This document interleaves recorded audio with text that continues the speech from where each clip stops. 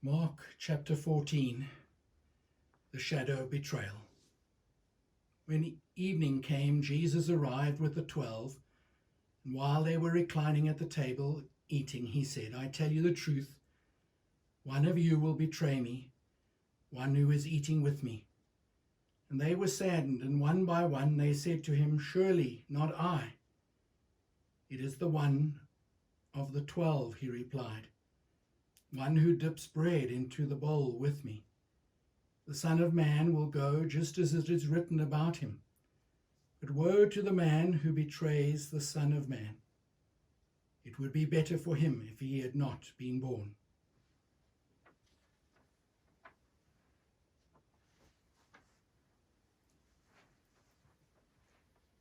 Mark 14, verse 27 to 31.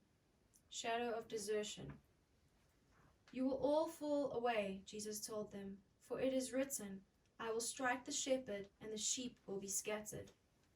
But after I have risen, I will go ahead of you into Galilee."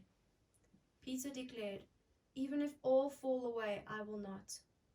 "I tell you the truth," Jesus answered, "today, yes, tonight, before the rooster crows twice, you yourself will disown me 3 times." But Peter insisted emphatically, "Even if I have to die with you, I will never disown you." And all the others said the same. John chapter 17. Father, the hour has come. After Jesus said this, he looked toward heaven and prayed, "Father, the time has come. Glorify your Son, that your Son may glorify you. For you granted him authority over all people, that he might give eternal life to all those you have given him. Now this is eternal life, that they may know you, the only true God, and Jesus Christ, whom you have sent. I have brought you glory on earth by completing the work you gave me to do.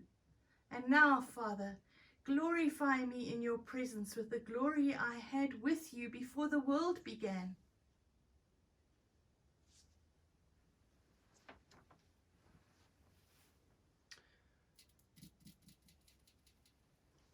John 17:15 to 22. May they all be one.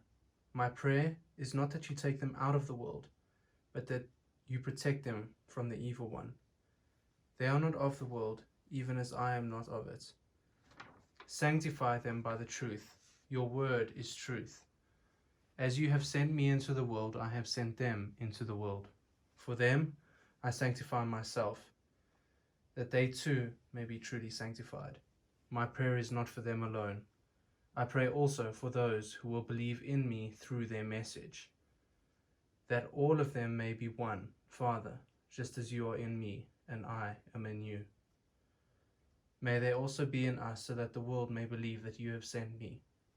I have given them the glory you gave me, that they may be one as we are one.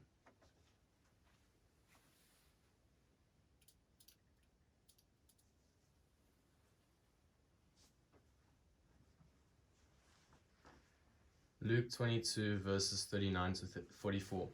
Agony of the soul. Jesus went out as usual to the Mount of Olives, and his disciples followed him. 40. On reaching the place, he said to them, "Pray that you will not fall into temptation." He withdrew about a stone's throw beyond them, knelt down and prayed, "Father, if you are willing, take this cup from me. Yet not my will, but yours be done." An angel from heaven appeared to him and strengthened him, and being in anguish he prayed more earnestly, and his sweat was like drops of blood falling to the ground.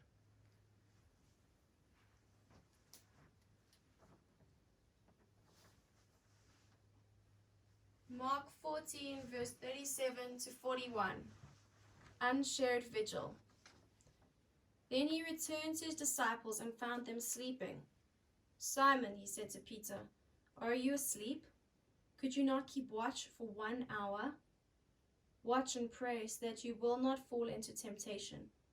The spirit is willing, but the body is weak." Once more he went away and prayed the same thing. When he came back, he again found them sleeping, because their eyes were heavy. They did not know what to say to him. Returning the third time, he said to them, "Are you still sleeping and resting? Enough! The hour has come. Look, the Son of Man is betrayed into the hands of sinners."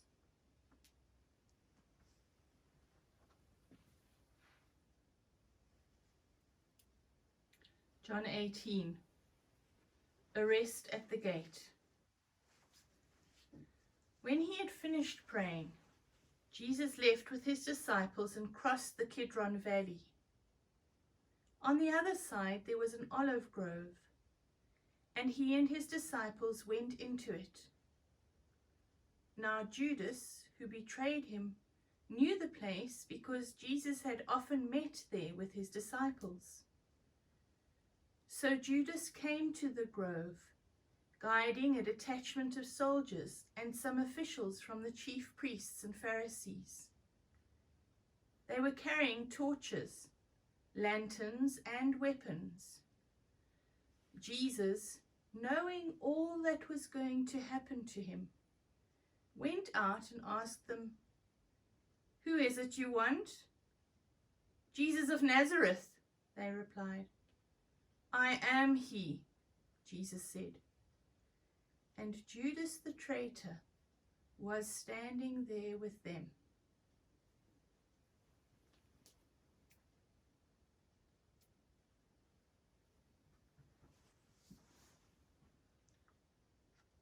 Mark 15 verse 16 to 20. Shadow of the cross. The soldiers led Jesus away into the place that is the praetorium, and called together the whole company of soldiers.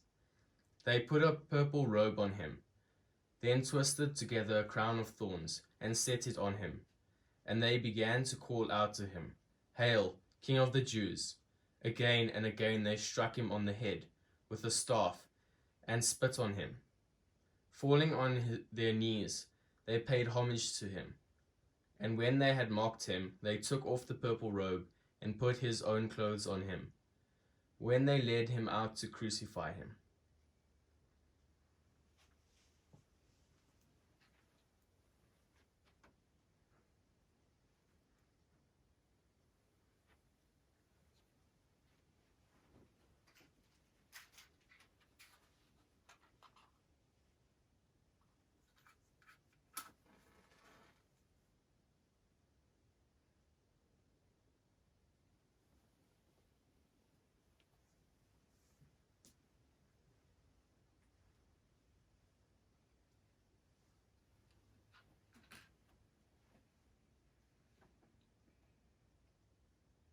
Jesus said to her, "I am the resurrection and the life, and he who believes in me will live, even though he dies. And whoever lives and believes in me will never die. Do you believe this?"